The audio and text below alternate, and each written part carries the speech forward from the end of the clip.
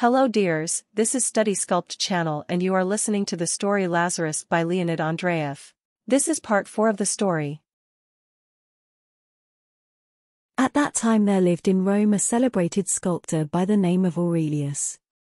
Out of clay, marble and bronze he created forms of gods and men of such beauty that this beauty was proclaimed immortal. But he himself was not satisfied, and said there was a supreme beauty that he had never succeeded in expressing in marble or bronze. I have not yet gathered the radiance of the moon, he said, I have not yet caught the glare of the sun. There is no soul in my marble, there is no life in my beautiful bronze. And when by moonlight he would slowly wander along the roads, crossing the black shadows of the cypress trees, his white tunic flashing in the moonlight, those he met used to laugh good-naturedly and say, "Is it moonlight that you are gathering, Aurelius? Why did you not bring some baskets along?" And he, too, would laugh and point to his eyes and say, "Here are the baskets in which I gather the light of the moon and the radiance of the sun." And that was the truth. In his eyes shone moon and sun. But he could not transmit the radiance to marble. Therein lay the greatest tragedy of his life. He was a descendant of an ancient race of patricians, had a good wife and children, and except in this one respect, lacked nothing.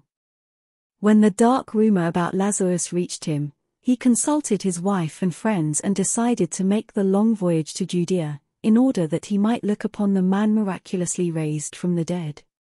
He felt lonely in those days and hoped on the way to renew his jaded energies. What they told him about Lazarus did not frighten him. He had meditated much upon death. He did not like it, nor did he like those who tried to harmonize it with life. On this side, beautiful life, on the other, mysterious death, he reasoned, and no better lot could befall a man than to live to enjoy life and the beauty of living.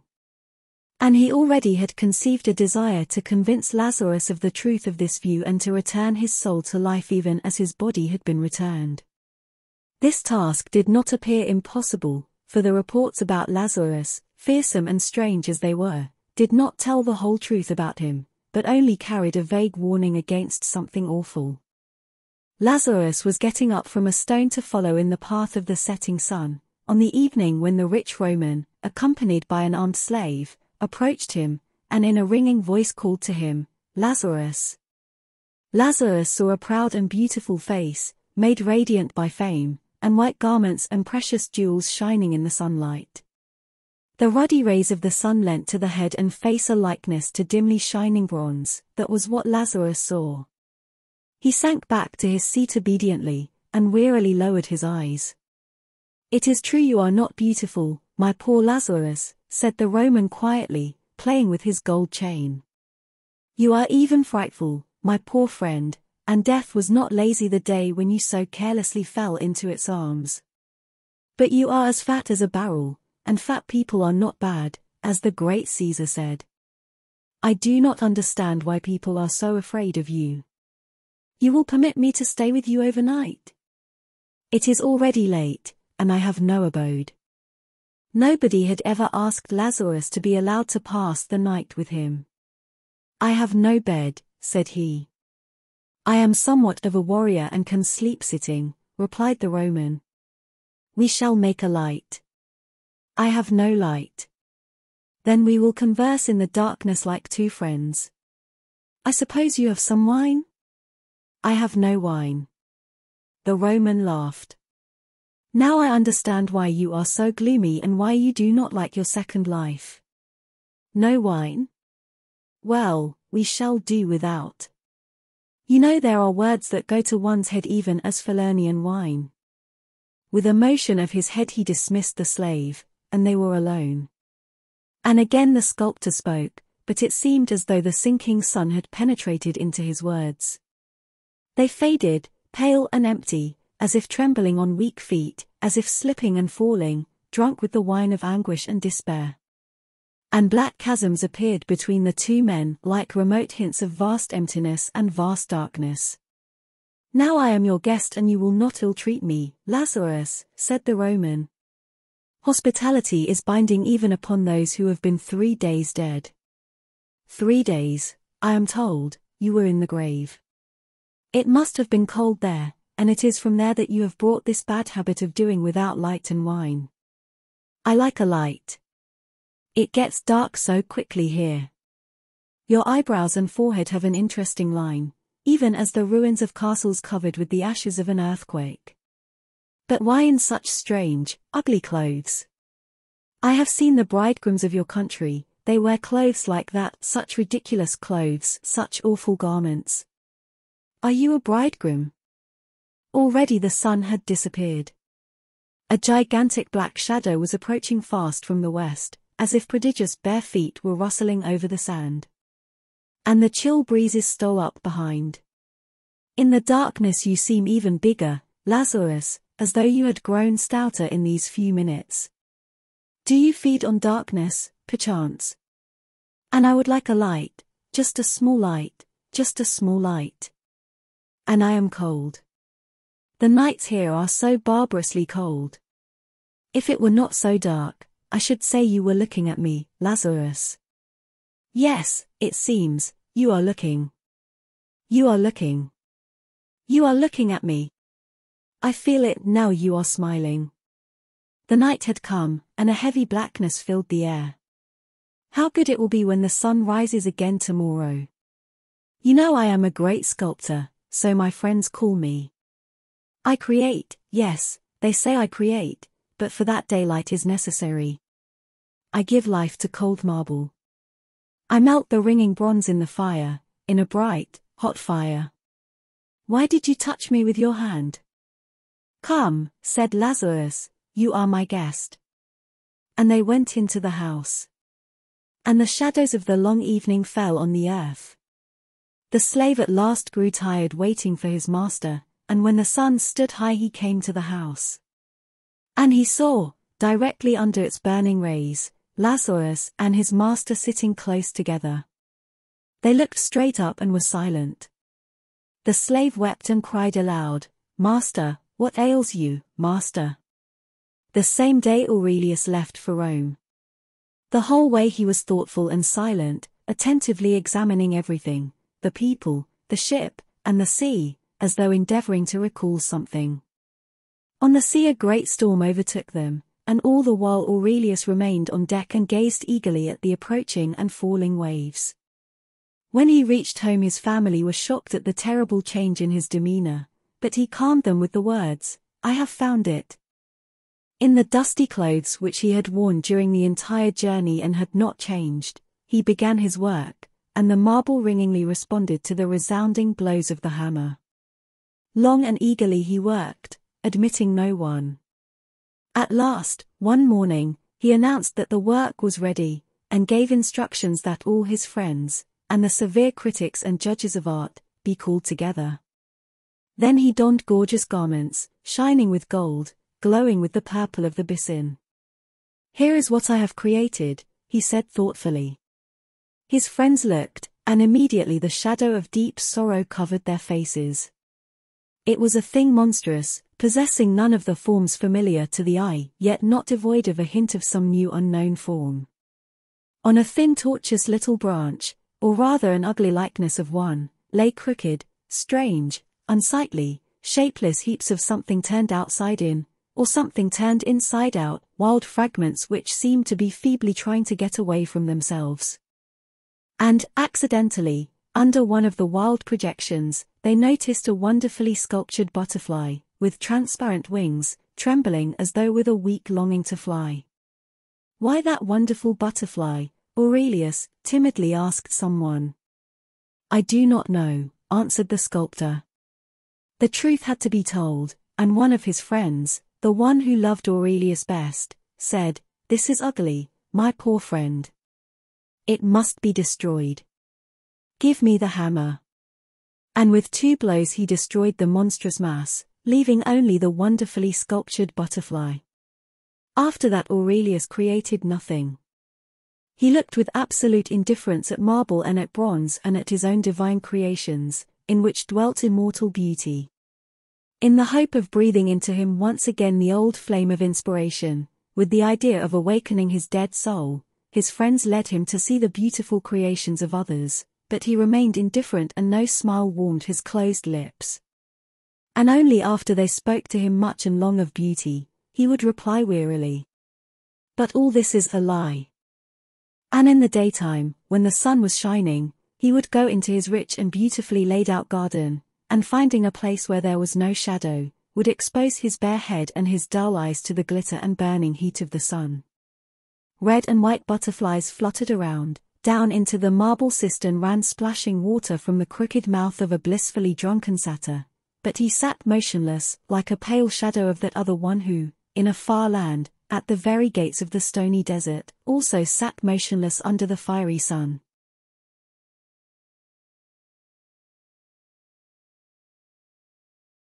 Hello dears, this is StorySculpt channel and you are listening to the story Lazarus by Leonid Andreyev. This is part 5 of the story. And it came about finally that Lazarus was summoned to Rome by the great Augustus. They dressed him in gorgeous garments as though it had been ordained that he was to remain a bridegroom to an unknown bride until the very day of his death. It was as if an old coffin, rotten and falling apart, were regilded over and over, and gay tassels were hung on it. And solemnly they conducted him in gala attire, as though in truth it were a bridal procession, the runners loudly sounding the trumpet that the way be made for the ambassadors of the emperor. But the roads along which he passed were deserted. His entire native land cursed the execrable name of Lazarus, the man miraculously brought to life, and the people scattered at the mere report of his horrible approach. The trumpeters blew lonely blasts, and only the desert answered with a dying echo.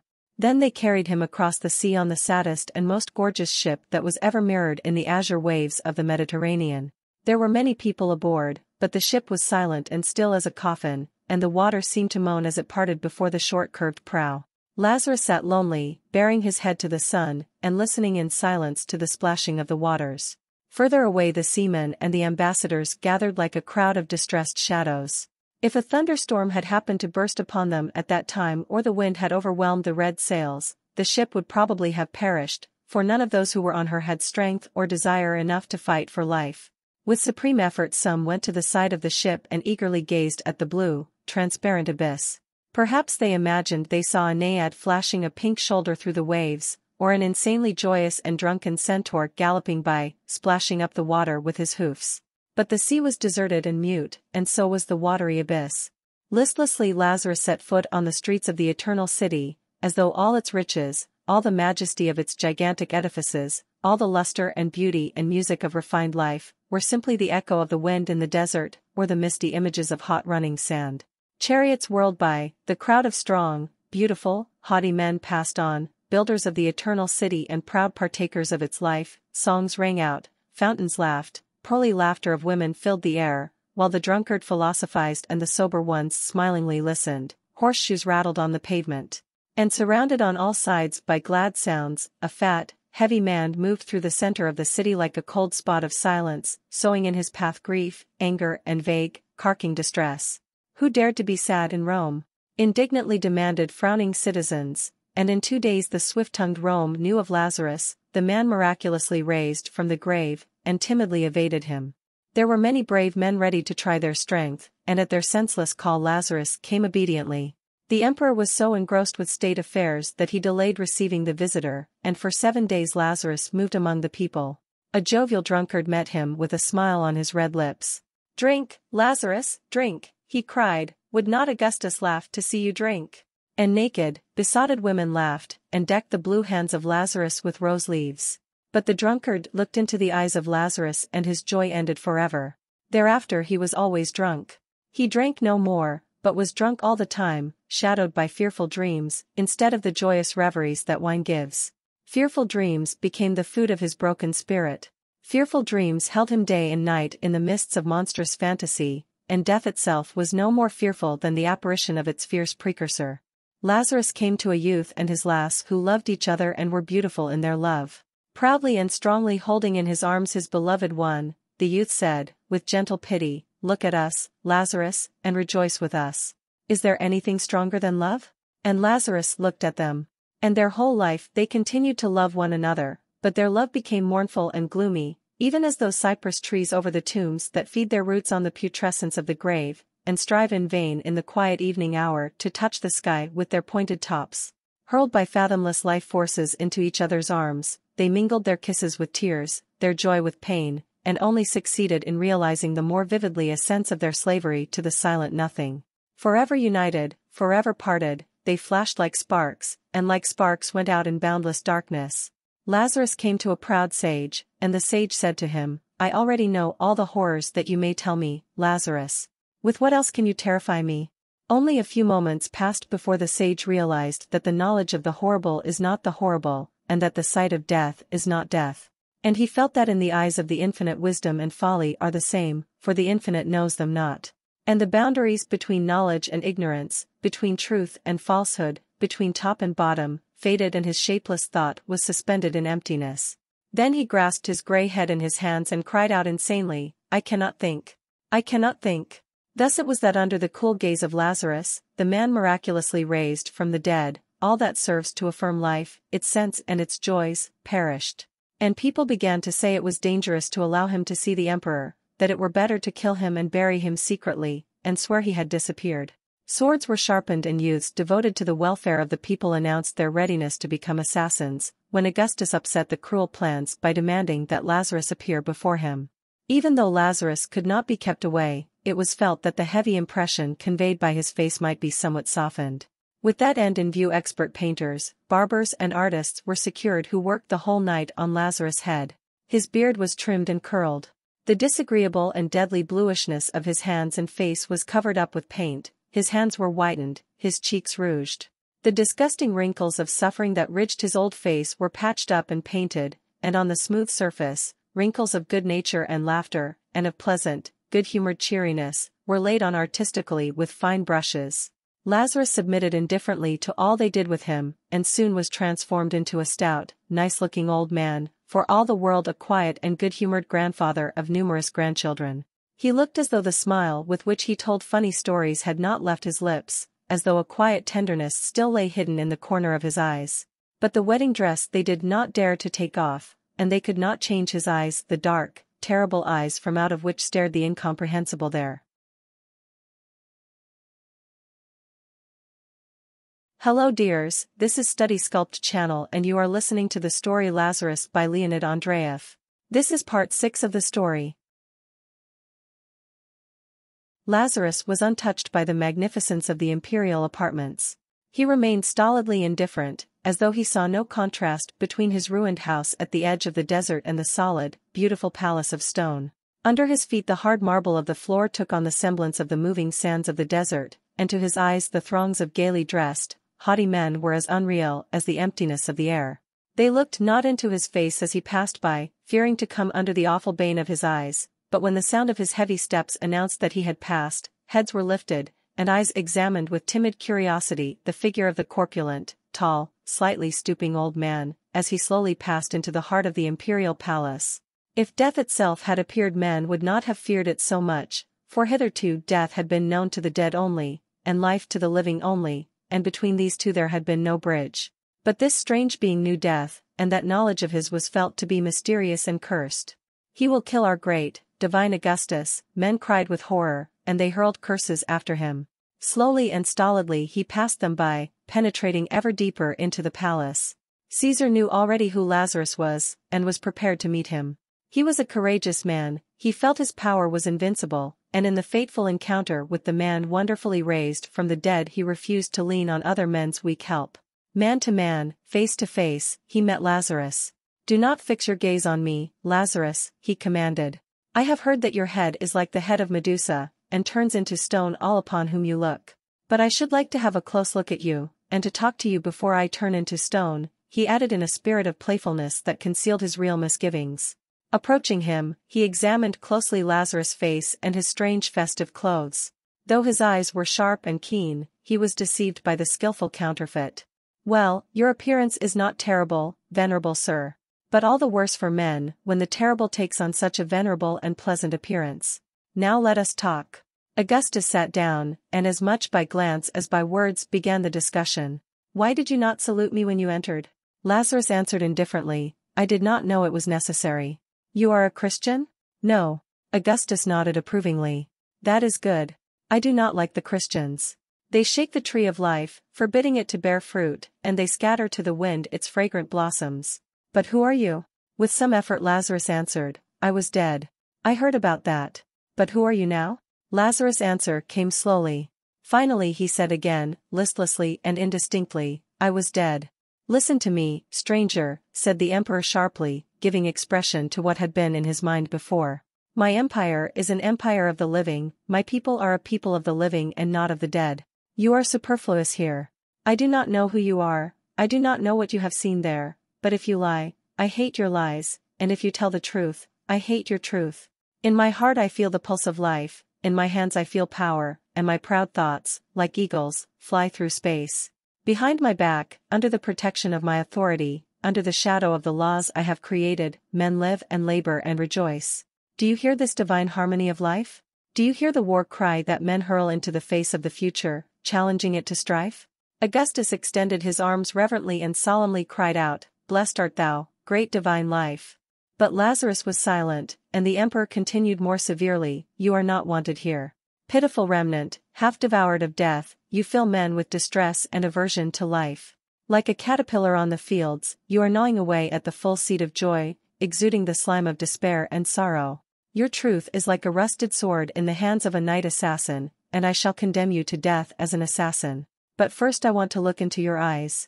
Mayhap only cowards fear them, and brave men are spurred on to struggle and victory.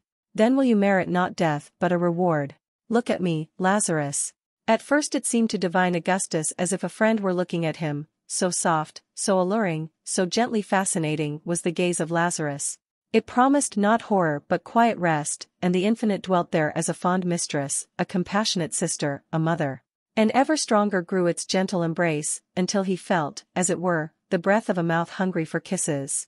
Then it seemed as if iron bones protruded in a ravenous grip, and closed upon him in an iron band, and cold nails touched his heart, and slowly, slowly sank into it. It pains me, said divine Augustus, growing pale, but look, Lazarus, look. Ponderous gates, shutting off eternity, appeared to be slowly swinging open, and through the growing aperture poured in, coldly and calmly, the awful horror of the infinite. Boundless emptiness and boundless gloom entered like two shadows, extinguishing the sun, removing the ground from under the feet, and the cover from over the head. And the pain in his icy heart ceased. Look at me, Lazarus, commanded Augustus, staggering.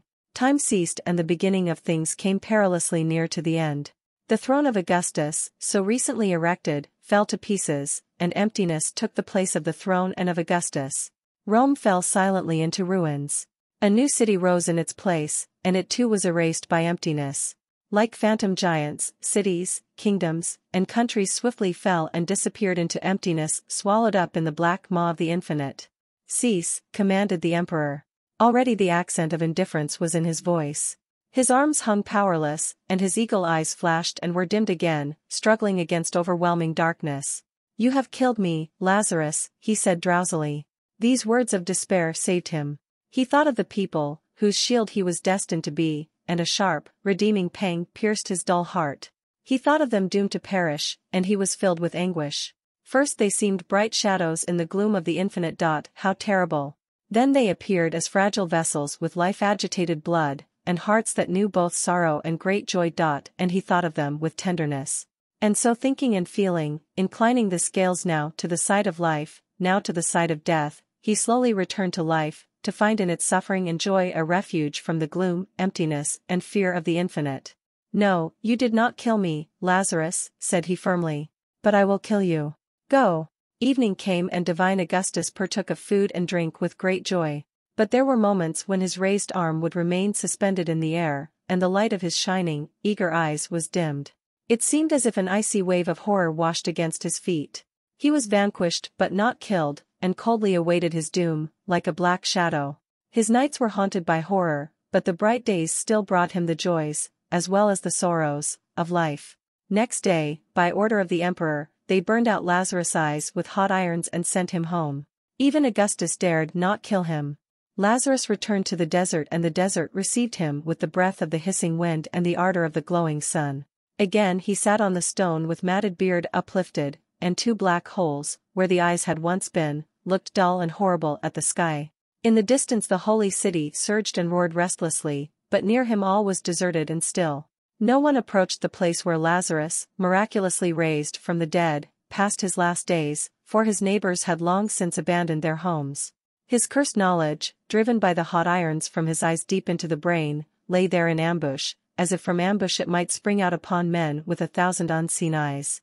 No one dared to look at Lazarus. And in the evening, when the sun, swollen crimson and growing larger, bent its way toward the west, blind Lazarus slowly groped after it.